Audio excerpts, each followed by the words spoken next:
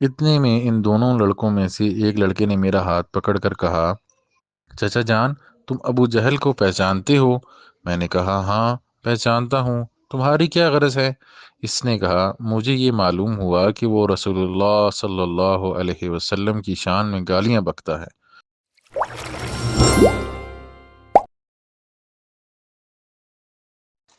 پیارے بچوں، آج میں آپ کو دو انصاری بچوں کا ابو جہل کو قتل کرنے کا واقعہ سناؤں گا۔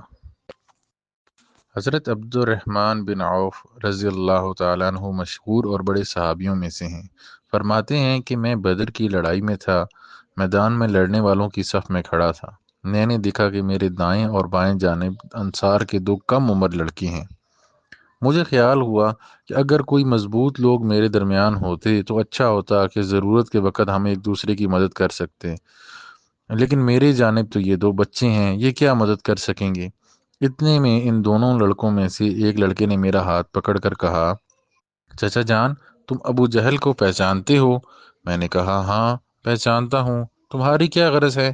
اس نے کہا، مجھے یہ معلوم ہوا کہ وہ رسول اللہ صلی اللہ علیہ وسلم کی شان میں گالیاں بکتا ہے۔ اس پاک ذات کی قسم جس کے قبضے میں میری جان ہے، اگر میں اس کو دیکھ لوں تو اس وقت تک اس سے جدا نہ ہوں کہ جب تک وہ مر جائے یا میں مر جاؤں۔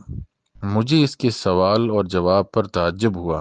اتنے میں دوسرے نے یہی سوال کیا جو پہلے نے کیا تھا، اور وہی اس نے بھی کہا۔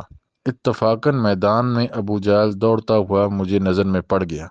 میں نے ان دونوں سے کہا کہ تمہارا مطلوب جس کے بارے میں تم مجھ سے سوال کر رہے تھے وہ جا رہا ہے۔ دونوں نے یہ سن کر تلواریں ہاتھ میں لیں اور ایک دم بھاگ پڑے اور جا کر اس پر تلوار چلانی شروع کر دی، یہاں تک کہ اسے گرا دیا۔